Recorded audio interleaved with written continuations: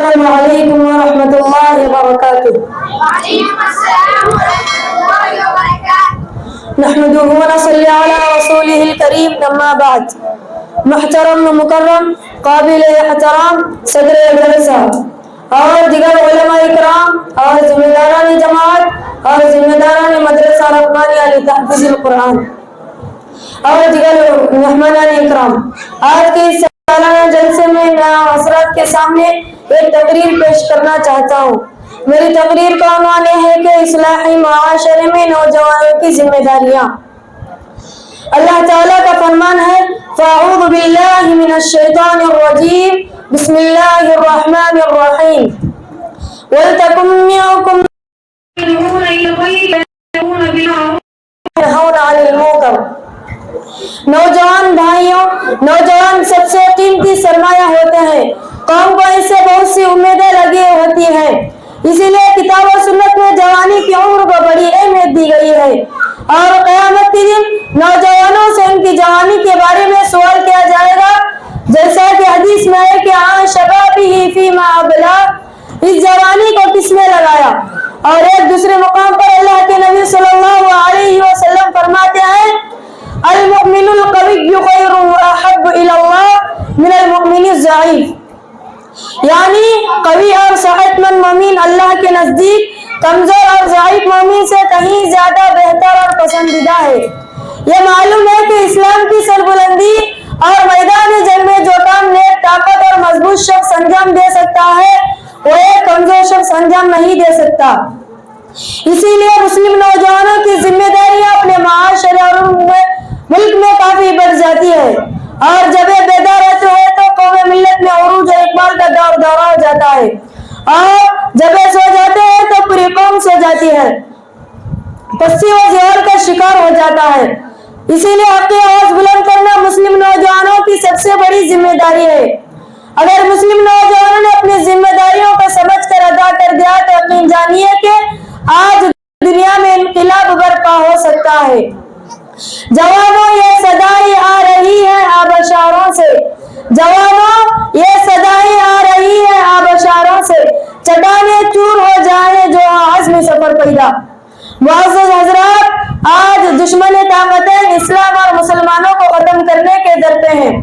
ایسے پرفتن دور میں پورے امت مسلمہ بالخصوص نوجوانوں پر کچھ ذمہ داریاں عائد ہوتی ہیں، جن میں سب سے پہلے ذمہ داری امر بالمعروف والنہی عن المنکر کی ہے، جو بہت اہم فریضہ ہے۔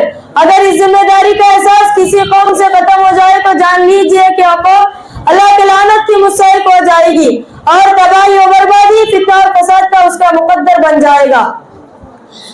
قرآن و سنت میں بھی اس کی بڑی تاکید کی گئی ہے، جیسا کہ اللہ رب العالمین کا فرمان ہے وَلْتَكُن مِّنكُمْ أُمَّةٌ يَدْعُونَ إِلَى الْخَيْرِ وَيَأْمُرُونَ بِالْمَعْرُوفِ وَيَنْهَوْنَ عَنِ الْمُنكَرِ، کہ تم میں سے ایک جماعت ایسی ہونی چاہیے جو لوگوں کو بھلائی کا حکم دے اور برائی سے روکے۔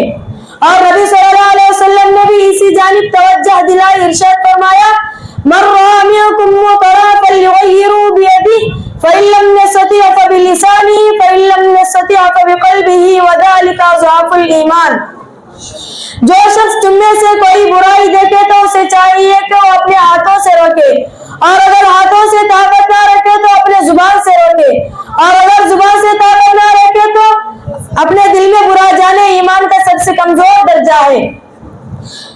دوستوں اور ساتھیوں، امر بالمعروف والنہی عن المنکر میں سب سے اہم چیز ہے وہ یہ ہے کہ زندگی میں عقیدہ توحید کو اہمیت دینا، اور لوگوں کو ذاتی واحد کی بندگی کی دعوت دینا، اور انہیں شرک و کفر سے بچنے کی دعوت دینا، اور ان سب کے سامنے کتاب و سنت کی صحیح تعلیم کو پیش کرنا، اور ان سب کو کتاب و سنت کو مضبوطی سے پکڑے رہنے اور اس پر عمل پیرا ہونے کی دعوت دینا۔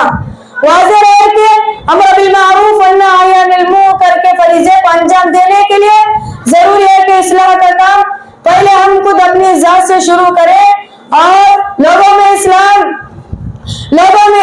کا کام پہلے ہم خود اپنی ذات سے شروع کریں، اور لوگوں میں ایک مثالی انسان بن کر اپنے آپ کو پیش کریں۔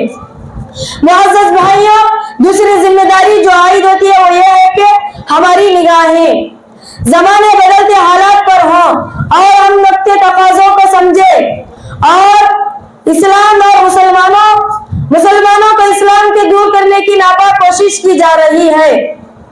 کیا وقت تقاضا یہی ہے کہ ہم ایک دوسرے کے ٹوہ میں پڑے رہیں اور بغض و حسد، کینہ، کپٹ اور تکبر و تذلیل اور تحقیر جیسے برے کاموں میں لٹ پٹ رہے؟